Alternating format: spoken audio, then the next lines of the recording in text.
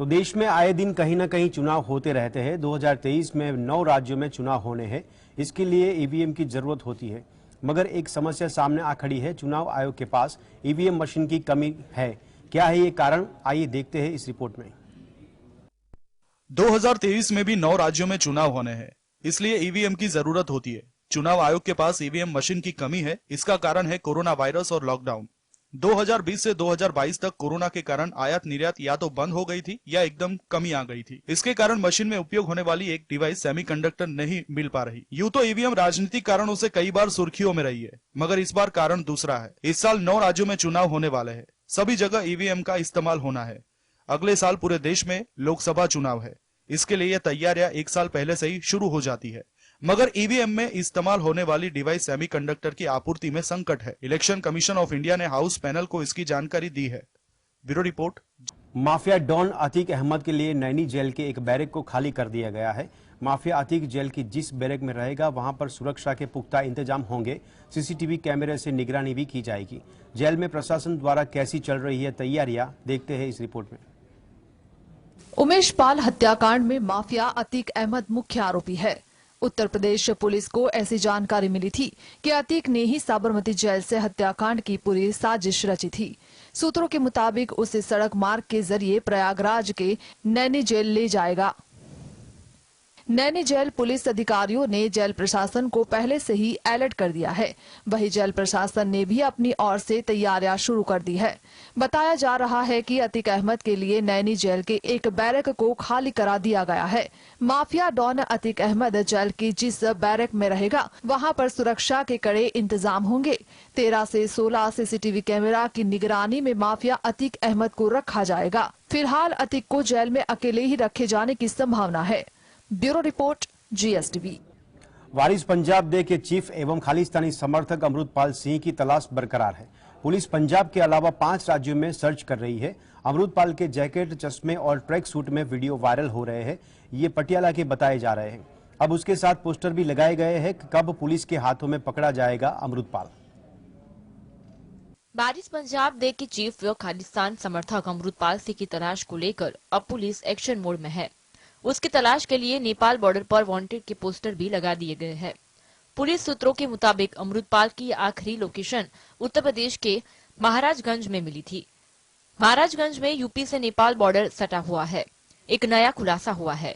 Punjab police के intelligence source ने बताया कि अपनी प्राइवेट आर्मी को ट्रेनिंग देने के लिए अमृतपाल ने पाकिस्तान से 6 AK-47 और 2 AK-56 मंगाई थी। हथियार जम्मू कश्मीर के रास्ते पंजाब पहुंचने थे। अमृतपाल अपने प्राइवेट आर्मी आनंदपुर खालसा फौज और अमृतपाल टाइगर फोर्स को इसकी ट्रेनिंग देना चाहता था। इसके लिए यह पाकिस्तान के रिटायर्ड मेजर के संपर्क में था।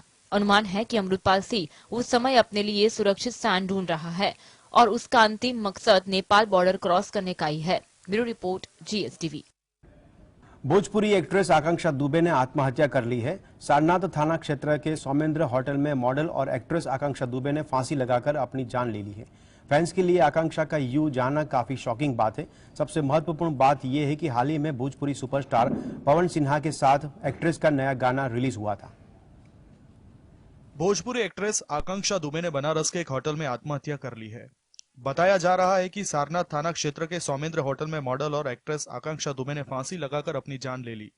आकांक्षा भदोही जनपद के चौरी थाना क्षेत्र के परसीपुर की निवासी थी। भोजपुरी इंडस्ट्री का वो जाना माना चेहरा थी। आकांक्षा ने वीरों के वीर और कसम पैदा करने वाले की 2 नाम की फिल्मों में काम किया था। महत्वपूर्ण बात यह है कि 26 मार्च को ही भोजपुरी सुपरस्टार पवन सिंह के साथ उनका नया गाना रिलीज हुआ है। इस गाने का नाम आरा कभी हारा नहीं है।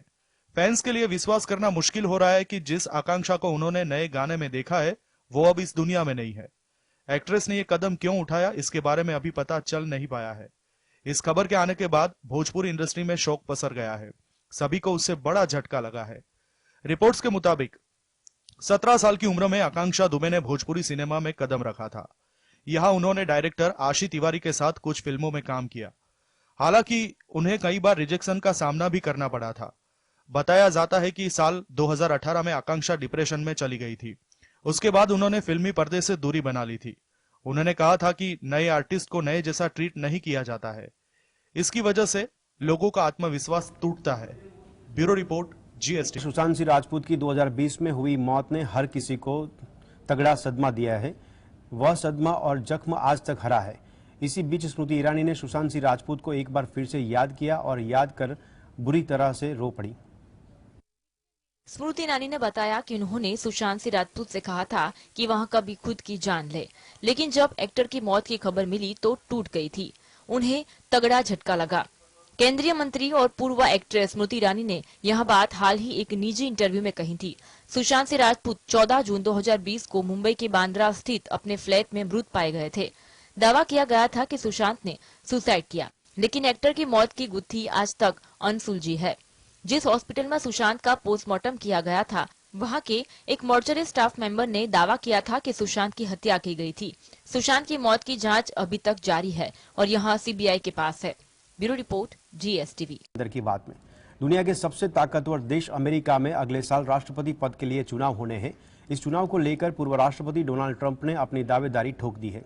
कल उन्होंने टेक्सास के वाको में अपनी पहली चुनावी रैली को संबोधित किया और अपने खिलाफ चल रही जांच की तुलना स्टालिनिस्ट रूसी हॉरर शो से की। अमेरिका के पूर्व राष्ट्रपति डोनाल्ड ट्रंप ने अपने खिलाफ चल रही जांच की तुलना स्टालिनिस्ट रूसी हॉरर से की। वाको एयरपोर्ट के पास हुई इस रैली में ट्रंप ने अपने रिपब्लिकन प्रतिद्वंदी रॉन डिसांटिस की भी निंदा की। रैली में 2 घंटे तक दिए भाषण के दौरान ट्रंप ने अपने खिलाफ चल रही जांच को लेकर प्रशासन पर हमला किया। ट्रंप ने कहा कि मेरे खिलाफ जांच राजनीति से प्रेरित है। ट्रंप ने कहा कि राष्ट्रपति बाइडेन अपने राजनीतिक विरोधियों के खिलाफ कानून का दुरुपयोग कर रहे हैं। शुरुआत में मेरे खिलाफ जांच एक विच हंट और फॉनी इन्वेस्टिगेशन जैसी रही। बताया जा रहा है कि टेक्सास के वाको में हुई इस रैली में करीब 15,000 लोग शामिल हुए थे। Bureau report, GSTV। रूसी राष्ट्रपति व्लादिमीर पुतिन ने बेलारूस में सामरिक परमाणु हथियार तैनात करने का ऐलान किया है। उन्होंने कहा कि 1990 के दशक के बाद पहली बार ऐसा होगा जब रूसी परमाणु हथियार देश के बाहर तैनात किए जाएंगे। रूसी राष्ट्रपति व्लादिमीर पुतिन ने यूक्रेन युद्ध को लेकर पश्चिम के साथ बढ़ते तनाव के समय परमाणु हथियारों को बेलारूस में तैनात करने का फैसला किया है। पुतिन के इस फैसले पर अमेरिका ने सतर्क प्रतिक्रिया दी है। बाइडेन प्रशासन के एक वरिष्ठ अधिकारी ने कहा कि रूस और बेलारूस पिछले 1 साल से इस सौदे को लेकर बातचीत कर रहे थे। हालांकि अमेरिकी अधिकारी ने यह भी स्पष्ट किया कि रूस का अपने परमाणु हथियारों को इस्तेमाल करने की कोई योजना का अभी कोई संकेत नहीं है। सामरिक परमाणु हथियार उन हथियारों के लिए इस्तेमाल किए जाते हैं जिनका इस्तेमाल युद्ध के मैदान में किसी विशिष्ट लाभ के लिए किया जाता है। विशेषज्ञों के अनुसार पुतिन का यह फैसला काफी महत्वपूर्ण है क्योंकि रूस को अब तक गर्व था कि अमेरिका के विपरीत उसने अपनी सीमाओं के बाहर परमाणु हथियार तैनात नहीं किए हैं। Bureau report. मार्वल की फिल्मों के स्टार और हाल ही में Ant Man and the Wasp Quantumania में नजर आए एक्टर जोनाथन मेजर्स की बड़ी मुश्किलें बढ़ रही है और मुश्किल में फंस गए हैं। जोनाथन मेजर्स को शनिवार को मैनहट्टन में गला घोटने, मारपीट और उत्पीड़न के आरोप में गिरफ्तार किया गया है। अमेरिका में मार्वल की फिल्मों के स्टार एक्टर जोनाथन मेजर्स को शनिवार को मैनहट्टन में गला घोंटने, मारपीट और उत्पीड़न के आरोप में गिरफ्तार किया गया। अधिकारियों ने बताया कि एक्टर पर आरोप है कि उन्होंने 30 वर्षीय गर्लफ्रेंड के साथ मारपीट की और उसका गला घोंटा। लेकिन जोनाथन मेजर्स ने खुद को बेगुनाह बताया है और कहा कि उन्होंने कुछ भी नहीं किया है।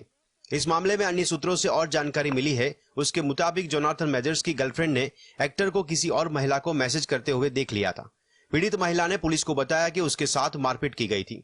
महिला के सिर और गर्दन पर मामूली चोटें आई, फिर झगड़ा हुआ, जिसके बाद अब पुलिस जांच कर रही है। बाद में पुलिस पीड़ित महिला को स्थिर हालत में एरिया हॉस्पिटल लेकर गई। Bureau report, GSTV।